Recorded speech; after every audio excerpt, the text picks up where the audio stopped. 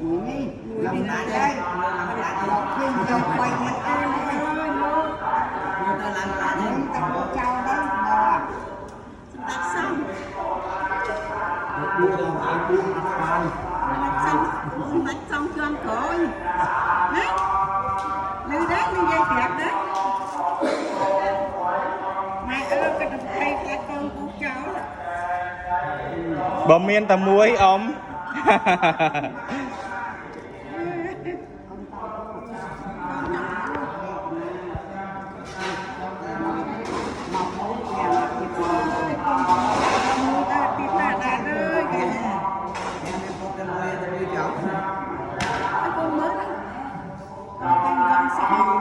Xui nữa không tất đủ. Mình tính vậy. Hỏi khuyên đâu tặng đâu.